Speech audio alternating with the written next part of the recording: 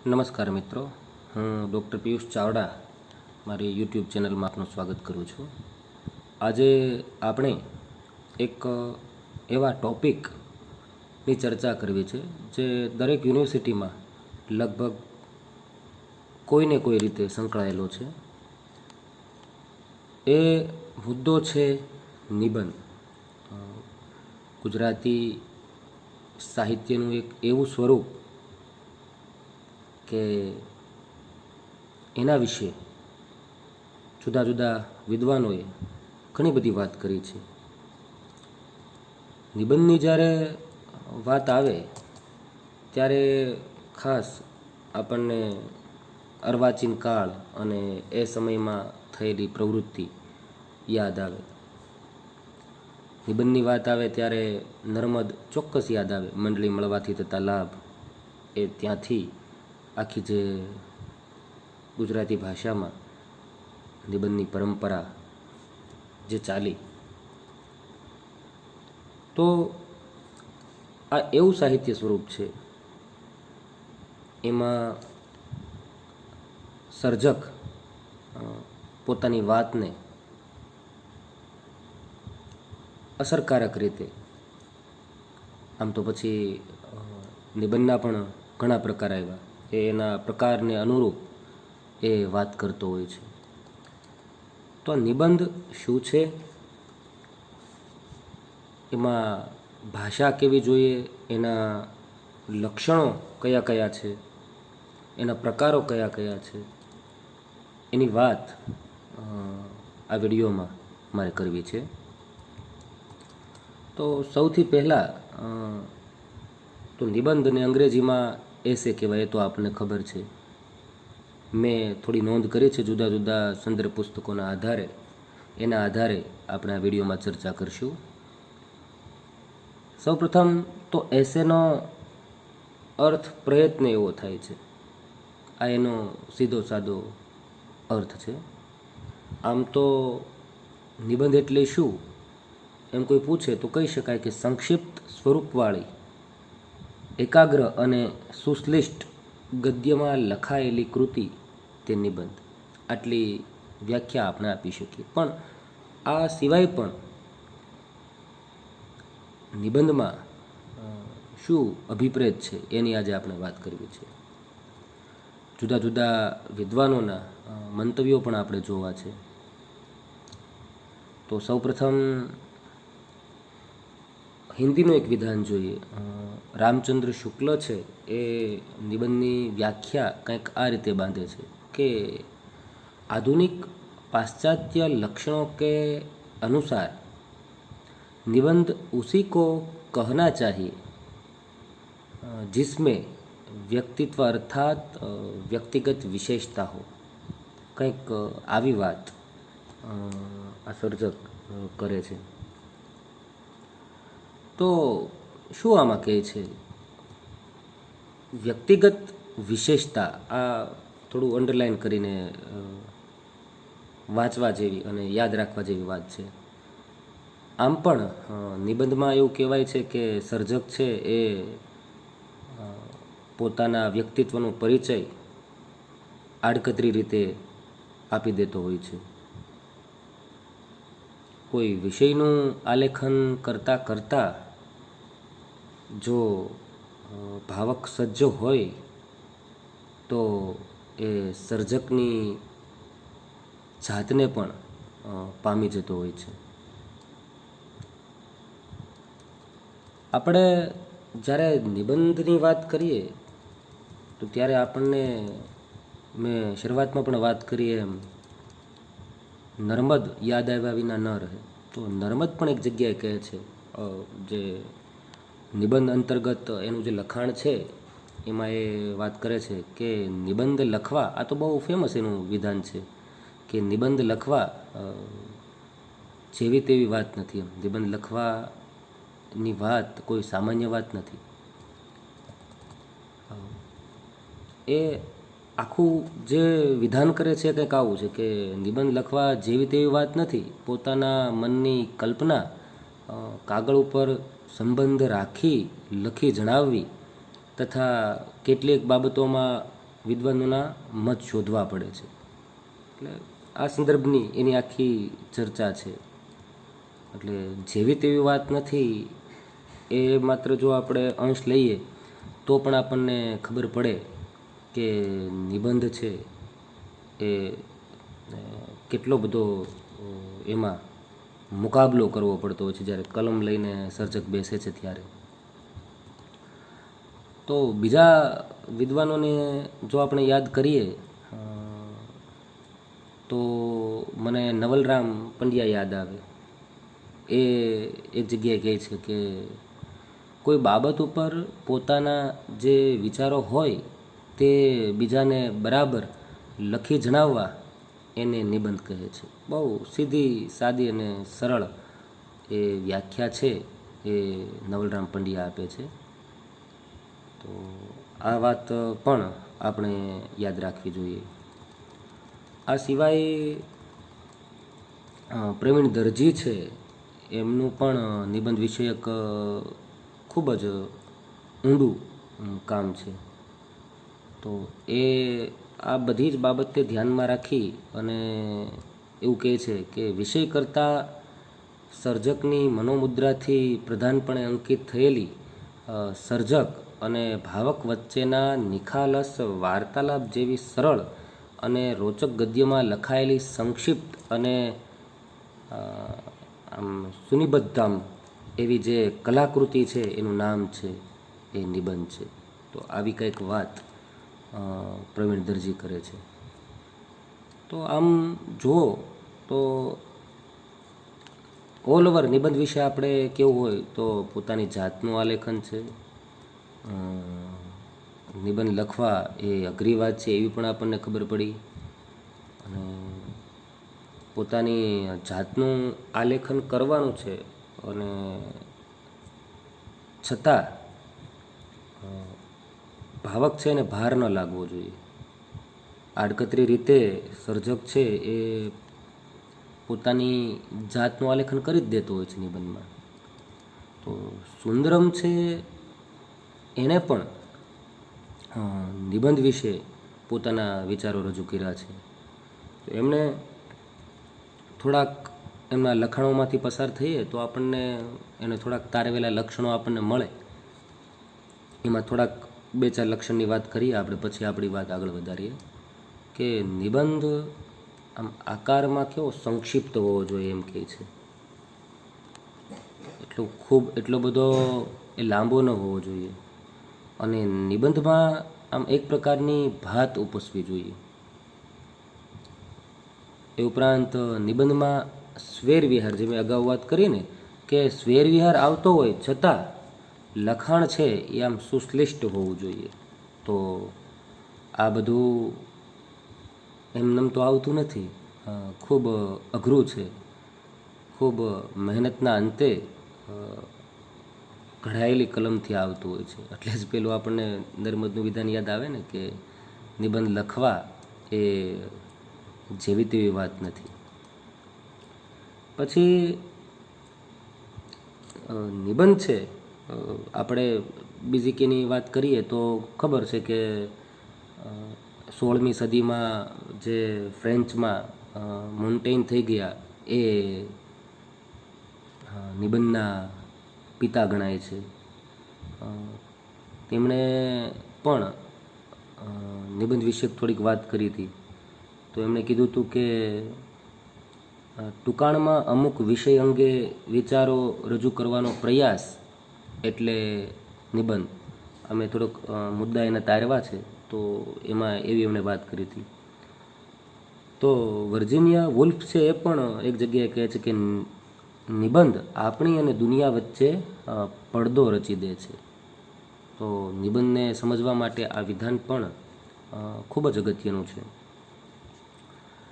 પછી આમ તો ઘણી બધી વાત આ સંદર્ભે થઈ શકે, પણ એની જે મૂળ સમજ છે એ વિકસાવવા અને કેળવવા મને લાગે છે કે આટલી વ્યાખ્યા પૂરતી છે. પછી તો એના પ્રકાર તરફ જશું તો લલિત નિબંધ ને લલિતેતર નિબંધ એ પણ વાત એમાં આવે. તો એ પણ આપણે ચર્ચા કરીશું. ઉમાશંકર જોશી મને યાદ આવે ત્યારે સરસ એમણે વાત કરી છે. એમણે કીધું કે લલિત નિબંધ છે, જો કેવું આમ સમજાવે પણ કેવું આપણને ગળે ઉતરી જાય તરત, કે લલિત નિબંધ છે એ નૃત્ય છે, અને લલિતેતર નિબંધ છે એટલે એ કે ચાલવું એ છે. નૃત્ય એટલે ગતિ છે, પણ ક્યાંય જવાનું નથી, સ્થળ નથી બદલાતું. ત્યાં ને ત્યાં કોઈ વ્યક્તિ નૃત્ય કરતી હોય તો એ અહીંથી નૃત્ય કરતી કરતી આગળ ન જતી રહે, એ જેનું સ્ટેન્ડ છે એ ત્યાં જ રહે. જ્યારે ચાલવામાં શું છે, એક વ્યક્તિ અહીંથી ચાલે તો ધીરે ધીરે ધીરે ધીરે આગળ જાય તો એ ગતિ એમાં સ્પષ્ટ દેખાય છે. તો આ એક સામાન્ય વાતને ઉમાશંકર જોશી કેવી રીતે સમજાવે કે લલિત નિબંધ છે નૃત્ય છે, એમાં તમારે બધી જ અંગભંગી જે થાય છે એમ એમ તમે જે વિહાર કરાવો ભાવકને, પણ એમાં તમારે મૂળ વાત તો એક જ પકડી રાખવાની હોય છે, એમાંથી ચલિત થવાનું નથી. જ્યારે લલિતેતર નિબંધ છે એ ચાલવું છે, કે એક બિંદુએથી વિહાર કરતાં કરતાં તમે આગળ એક બીજા માઇલસ્ટોન પર પહોંચો છો. તો આ મને એક વાત ગમી હતી એટલે મેં આપ સમક્ષ રજૂ કરી. એ સરસ વાત છે. પછી એડિશન છે એ પણ સરસ વાત કરે છે, એ પણ મેં એક મુદ્દો નોંધ્યો છે કે લલિત નિબંધ છે એ એક એમણે પેલું મોતીનું ઉદાહરણ આપ્યું છે કે મોતી થાળીમાં પડ્યા હોય તો એને તમે આમ પકડી અને મુઠ્ઠીમાં આમ ભરો અને આમ સહજ કોઈ આકાર આવી જાય તો શું કહે છે, જો એ કે લલિત નિબંધ છે એ તમે આમ થાળીમાંથી મોતી લો અને આમ સહજ આકાર થઈ જાય તો એ લલિત નિબંધ છે. અને લલિતેતર નિબંધ એટલે કે એમાં તમે કાળજીથી એક એક એક એક મોતી છે એને પરોવો તો એ લલિતેતર નિબંધ છે. તો કેટલી સરસ વાત સમજણ સાથે આપણને આ બધા વિદ્વાનોએ આપી છે કે જે આપણી સમજ છે એને એ સરસ રીતે સ્પષ્ટ કરે છે. તો આટલી વાત જોયા પછી મને લાગે છે કે હવે આપણે એના જે લક્ષણો છે એ આપણે જોઈ લઈએ કે એવા કયા ખાસ લક્ષણો છે કે જેના આધારે આપણે આ જે સાહિત્યનું સ્વરૂપ છે નિબંધ એને બરાબર સમજી શકીએ. તો પહેલું લક્ષણ તો એવું કહી શકીએ કે સર્જકના વ્યક્તિત્વની આ મુદ્રા છે. આમ તો કોઈ પણ સાહિત્યનું સ્વરૂપ હોય એમાં સર્જકના વિચાર કે એના વ્યક્તિત્વનો ક્યાંક ને ક્યાંક પડઘો પડતો જ હોય છે, પણ આ સાહિત્યનું સ્વરૂપ એવું છે કે એમાં વધારેમાં વધારે સર્જકના વ્યક્તિત્વની જે છાપ છે એ એની કૃતિ ઉપર પડતી હોય છે. નિબંધકાર છે વિષયને નહીં પણ પોતાની જાતને આલેખતો હોય છે. મેં અગાઉ આ વાત કીધી હતી કે કોઈ એક વિષયને ધ્યાનમાં એને કેન્દ્રમાં રાખીને સર્જક જ્યારે નિબંધ લખતો હોય તો એ વિષય તો ચોક્કસ હોય જ, પણ એની સાથે સાથે એ પોતાની જાતને પણ એ આલેખી દેતો હોય છે. અને ભાવક એ બરાબર આમ વિષયને પામતા પામતા જો ભાવક સજ્જ હોય તો એ સર્જકને પામી જતો હોય છે. મોન્ટેને એટલે જ કહ્યું છે ને કે હું મારી જાતને આલેખું છું. તો આ વાત એની સાથે બરાબર બંધ બેસે છે. નિબંધ આપણે વાંચીએ છીએ ત્યારે કોઈ વિષય કરતાં આપણે સર્જકના વ્યક્તિત્વને પામતા જઈએ છીએ. જે મેં વાત કરી એ જ કે વિષય તો આપણે પામતા જઈએ છીએ, પણ સાથે સાથે સર્જક પણ આપણી સામે ખુલતો જાય છે. તો આ જે છે એ એનું મહત્ત્વનું લક્ષણ કહી શકાય. નિબંધનું રસબિંદુ વિષય નહીં પણ નિબંધકાર છે. આજે આપણે વાત કરી એ જ છે. નિબંધનું ઉદ્દીપન કોઈ પણ વિષય છે, પણ આલંબન તો લેખક પોતે છે. તો આ વાત જે આપણે કીધી એ અલગ અલગ રીતે આ વિદ્વાનોએ કીધું છે. પછી મહત્ત્વનું લક્ષણ એનું જોઈએ કે નિબંધમાં લેખકનું વ્યક્તિત્વ છે એ ઓતપ્રોત થઈ ગયેલું હોય છે. આ એની વિશેષતા પણ બને છે અને એની મર્યાદા પણ બને છે.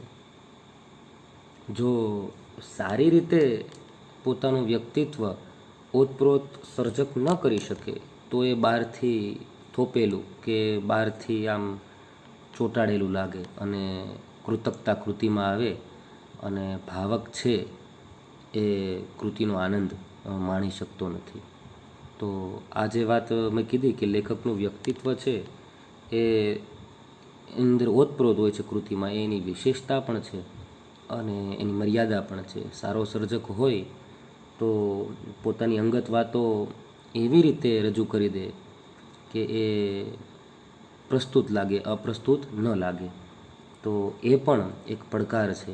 ફરીથી મને નર્મદ યાદ આવે કે નિબંધ લખવા એ જેવી તેવી વાત નથી. આ બધી જ બાબત એક નિબંધકારે ધ્યાન રાખવી જોઈએ અને ધ્યાન રાખતા હોય છે.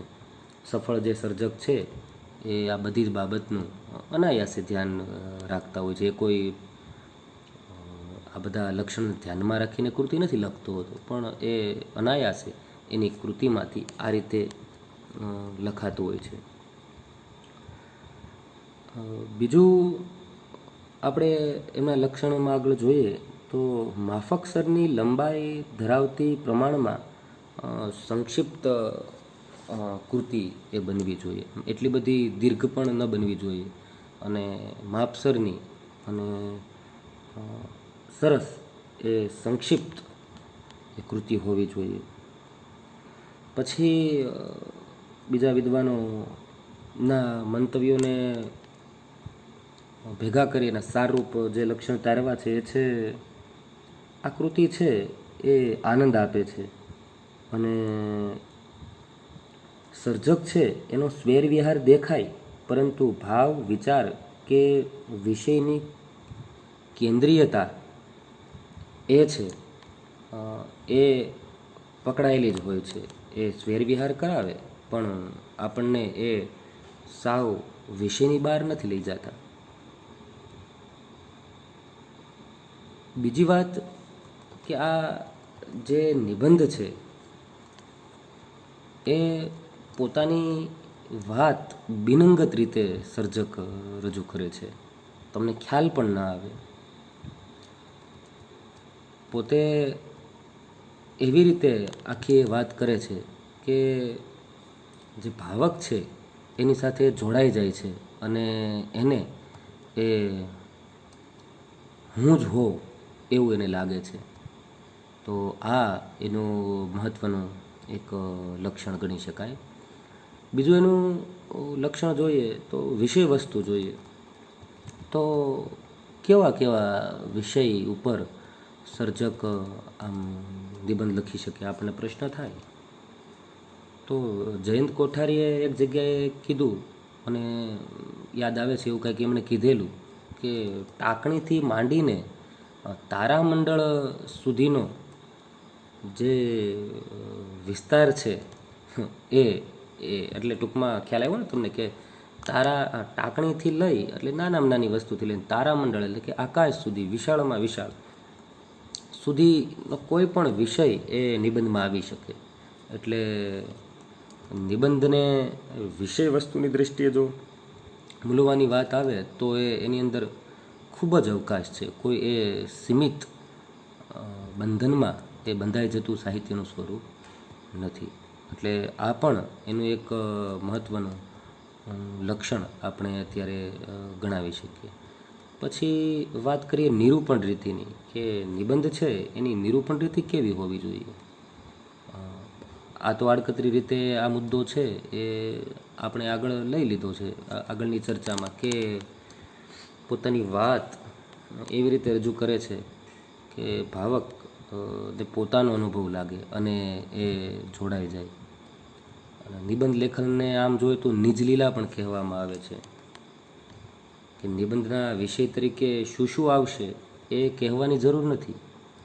એમાં તો સર્જકને ક્યાંક થયેલો અનુભવ હોય આમ સાંભળેલી વાત હોય કે આમ એને જે અનુભવ્યું હોય એ આ બધું જ એવી રીતે એમાં નિરૂપણ કરે કે મેં વાત કરીને આગળ કે ભાવકને આમ જકડી રાખે અને પોતાની વાત હોય એવું લાગે.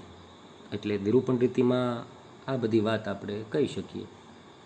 પછી એવો પ્રશ્ન થાય કે નિબંધ લખવાનો ઉદ્દેશ શું હશે સર્જકનો?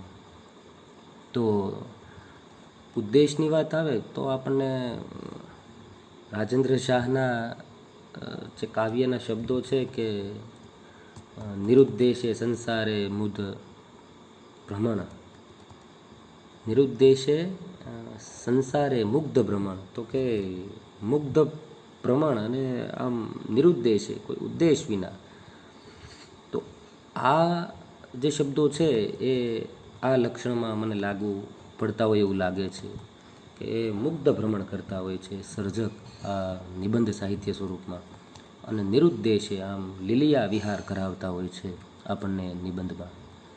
તો આ વાત આ લક્ષણ અંતર્ગત આપણે કહી શકીએ. અને આ વાતને ઘણી બધી આમ જુદી જુદી બાબતથી ઘણા બધા સર્જકના કાકા સાહેબ કાલેલકર છે કે સુરેશ દલાલના નિબંધો છે, તો જુદા જુદા આપણે એના અંશો લઈ અને આ વાત આપણે બધું પુષ્ટ કરી શકીએ. પણ આપણે ઓછા સમયમાં વધારેમાં વધારે આની સમજ સ્પષ્ટ કરવી છે એટલે આપણે એ મુદ્દામાં નથી પડતા. તો આ પણ એનું એક મહત્ત્વનું લક્ષણ બને છે. પછી એક મુદ્દો એવો પણ કહી શકીએ કે લાઘવ તત્વ, એટલે કે ઓછામાં ઘણું કહેવાની જે વાત છે એ નિબંધમાં હોવી જોઈએ. કેમ કે વધારે તમારે કહેવું છે તો ઘણા બધા સાહિત્યના બીજા સ્વરૂપ છે, તો નિબંધ સાહિત્ય સ્વરૂપ ન પસંદ કરવું જોઈએ સર્જકે. ઘણીવાર એવા પ્રશ્નો પણ થાય કે આટલા બધા સાહિત્ય સ્વરૂપો છે ગદ્ય પદ્ય, તો એમાંથી શ્રેષ્ઠ સાહિત્ય સ્વરૂપ કયું?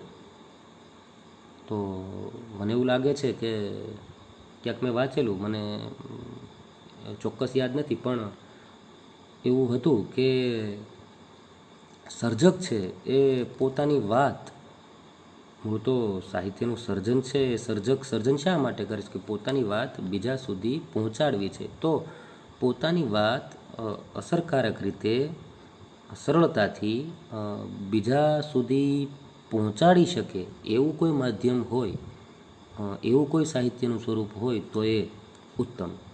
કોઈ સર્જક છે તો એ જો એ મુક્તકમાં પોતાની વાત સારી રીતે કહી શકે તો એ આખી ગઝલ લખવાની એને જરૂર નથી, તો એના માટે એ મુક્તક શ્રેષ્ઠ છે. જો હાઇકુમાં એ વાત પોતાની જે કહેવું છે ભાવકને એ અભિવ્યક્ત થઈ જાય છે તો હાઇકુ, તો એને નવલકથા લખવાની જરૂર નથી. પણ પોતાની વાત જે કેવી છે ખબર છે કે થોડા શબ્દોમાં કે થોડી કોઈ નાના સાહિત્ય સ્વરૂપમાં કે પોતાનો જે વિચાર છે એ લઘુકથા કે વાર્તામાં ન સમાવાય તો એ પછી નવલકથા લખે.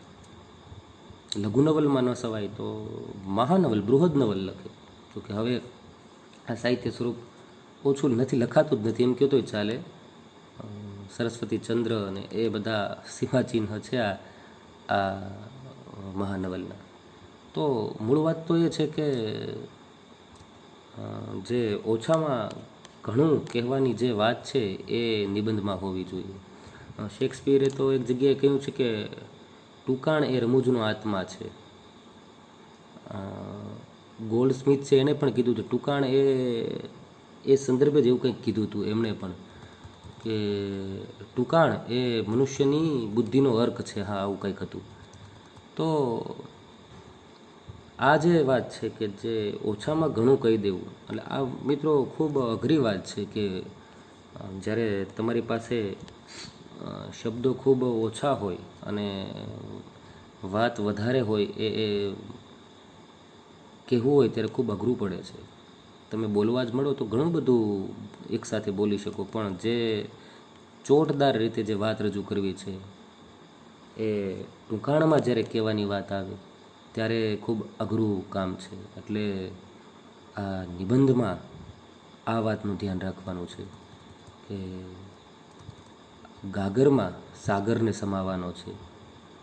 એટલે આ સાહિત્ય સ્વરૂપ એટલે ખૂબ અઘરું છે એવું મને લાગે છે. નિબંધ લખવા એ જેવી તેવી વાત નથી. નર્મદે તો કીધું, પણ બધાના સામર્થ્યની પણ વાત નથી. લખી નાખવો નિબંધ અને અસરકારક નિબંધ લખવો એ ખૂબ જ અલગ અલગ બાબત છે. તો આ પણ એમાં આ લક્ષણમાં આપણે ગણાવી શકીએ. પછી વાત આવે છે આકારની. તો આમ જો તો નિબંધ છે એનો આકાર કેવો હોય એમ આપણને પ્રશ્ન થાય. નિબંધમાં સર્જક પોતાની વાત લખતો જાય અને આકાર પોતાની રીતે આમ ઘડાતો જતો હોય છે. ઉમાશંકર જોશી એડિક્શનને ટાંકતા એક જગ્યાએ કહે છે કે મુઠ્ઠી ભરીને વેરેલા મોતીમાંથી સહજ રીતે નિર્માય જતા કોઈ મનોહર આકાર સાથે લલિત નિબંધની સરખામણી કરે છે અને લલિતેતર નિબંધની સરખામણી કાળજીપૂર્વક દોરીમાં પરોવીને બનાવેલી મોતીની માળા સાથે કરે છે. તો જે આ વિધાન છે એ અગાઉ આપણે વાત કરી હતી એ સંદર્ભનું જ છે. તો હવે એનું એક બીજું આ સંદર્ભે જ કે જેનું એક મહત્ત્વનું આપણે લક્ષણ ગણી શકીએ એ શૈલી. કે આની શૈલી કેવી હોય છે જે સર્જક લખે છે નિબંધ. તો સંસ્કૃત સાહિત્યમાં દંડીએ કીધું છે કે જો શબ્દ નામનો પ્રકાશ ન હોત તો ત્રણેય લોકમાં અંધારું થઈ જાય. કેટલી બધી આમ વાત આ સંસ્કૃત સાહિત્યમાં પણ આપણને મળે છે. તો આ જે શીલ તેવી શૈલી આવી વાત આપણે આ સિદ્ધાંતોમાં ભણ્યા છીએ. તો આની જે શૈલી છે નિબંધની એ કેવી હોવી જોઈએ. એટલે જો હાસ્ય નિબંધ હોય તો એની શૈલી રમવું જોઈએ, સ્વાભાવિક છે. અને જો ચિંતનાત્મક કે ગંભીર નિબંધ હોય તો એની શૈલી છે એ અઘરી હોવાની સ્વાભાવિક છે. એ તો જેના સર્વસામાન્ય આમ તો મુખ્ય બે પ્રકાર લલિત નિબંધ ને લલિતેતર નિબંધ એ પડે. પણ પછી તો ગંભીર નિબંધ ને હાસ્ય નિબંધ ને ચિંતનાત્મક નિબંધ ને આ બધા જે નિબંધ છે એ પ્રકારો છે એ અંતર્ગત એની જે શૈલી છે એ ઘડાતી હોય છે ને એને અનુરૂપ એની આખી કૃતિ લખાતી હોય છે. તો આ શૈલી અંતર્ગત આપણે એવું કહી શકીએ કે એ જે પ્રકારનો નિબંધ એ પ્રકારની એની શૈલી હોય છે. તો આ વાત આપણે કરી શકીએ. તો આ બધા જ લક્ષણો જોયા એને ધ્યાનમાં રાખીને આપણે જો ટૂંકમાં કહેવું હોય કે નિબંધ શું છે તો આપણે એવું કહી શકીએ કે નિબંધ છે એમાં સર્જકનું જે સમૃદ્ધ વ્યક્તિત્વ છે એ પ્રગટ થતું હોય છે. નિબંધ છે એ માફક સ્તરની લંબાઈ ધરાવતો આમ સંક્ષિપ્ત કલા પ્રકાર છે. નિબંધ છે એ મોટે ભાગે આમ આત્મલક્ષી કલા સ્વરૂપ છે એ પણ આપણે કહી શકીએ. મેં વાત કરીને કે મોટા ભાગે સર્જક છે એ પોતાની વાત એમાં આલેખી દેતો હોય છે. નિબંધમાં જે ગદ્યનું સર્જનાત્મક રૂપ છે એ વિવિધ છટાઓ સાથે પ્રગટતું હોય છે. મેં વાત કરી હમણાં શૈલી અંતર્ગત તો એ પણ આમ ગદ્યનું જે સર્જનાત્મક રૂપ છે એ વિવિધ છટા સાથે એમાંથી એ પ્રગટે છે. આમ જો તો એક લક્ષણ એ પણ દેખાડી શકીએ કે નિબંધ છે એ સર્જકની નિરુદ્દેશે થતી આનંદ યાત્રા છે. આટલા લક્ષણ મને લાગે છે કે આ સાહિત્ય સ્વરૂપ છે એને સમજવા માટે પૂરતા છે. પછી તો આ જે આપણે ચર્ચા કરી એને અનુરૂપ પેટા મુદ્દાઓ પેટા લક્ષણો પણ તમે જાતે બનાવી શકો અને તમારો ઉત્તર છે એને વધુ અસરકારક તમે કરી શકો. તો આટલી વાત આજે કરવાનો ઉપક્રમ હતો. ક્યારેક તમને એવું પણ પૂછે, આમ તો મોટા પ્રશ્નમાં તો ન આવે પણ ક્યાંક એવું ટૂંકમાં આપણે જ્યારે આ વાત કરીએ છીએ ત્યારે તો બધી જ પ્રકારની સ્પર્ધાત્મક પરીક્ષાની વાત કરીએ છીએ. બીએના સેમ 1ના વિદ્યાર્થીઓ માટે તો બરાબર છે, પણ એ સિવાયના વિદ્યાર્થીઓને પણ આપણે લક્ષ્યમાં રાખીને વાત કરીએ છીએ ત્યારે એમના જે પ્રકારની વાત આવે તો મેં એક નોંધ્યું છે કે કેટલા પ્રકારો પાડી શકીએ. એમાં પણ ઘણી વિસંગતતા વિદ્યાર્થીઓ આમ થોડા મૂંઝાય છે. તો નવલરામ છે એ વર્ણન, કથન અને ચિંતનને મહત્ત્વ આપી નિબંધના જે પ્રકાર પાડે છે એ મેં નોંધ્યા છે. એમાં એવું છે કે 1 છે વર્ણન પરાયણ, 2 કથન પરાયણ અને 3 ચિંતન પરાયણ. આવા પ્રકારે પાડે છે. અને કેટલાક વિવેચકો છે એ નિબંધના 5 પ્રકારો તારવે છે. એની અંદર વિચારાત્મક, ભાવાત્મક, વર્ણનાત્મક, આલોચનાત્મક અને વિવરણાત્મક. તો આ એમના એ 5 પ્રકારો પાડે છે. એટલે ક્યાંક આવું તમને પૂછે તો પણ તમને ખ્યાલ આવે એટલે મેં નોંધ્યું હતું, એટલે આપ સમક્ષ મેં એ રજૂ કર્યું છે. તો આમ મને લાગે છે કે આખી ચર્ચાના અંતે આપણને નિબંધ સાહિત્ય સ્વરૂપ શું છે, એના લક્ષણો કયા કયા છે, એની ભાષા શૈલી કેવી હોય, એનો વિષય કેવા હોય, એમાં મોટે ભાગે એના લક્ષણ કયા છે અને સર્જક નિબંધ કેવી રીતે લખતો હોય છે અને એમાં પોતાની જાતનું આલેખન કેવી રીતે કરતો હોય છે એ ખ્યાલ આવ્યો. ફરીથી એક વાત કહીને વાત પૂરી કરીશ કે નિબંધ છે એ લખવા જેવી તેવી વાત નથી. આવું નર્મદે કીધું એ વિધાન વારંવાર આપણે યાદ કરવું જ પડે. તો આ નિબંધનું સાહિત્ય સ્વરૂપ હતું. મને આશા છે કે આ સાહિત્ય સ્વરૂપને સમજવા માટે આ જે વિડીયો બનાવ્યો છે એ તમને ઉપયોગી થશે. ખૂબ ખૂબ આભાર. ધન્યવાદ.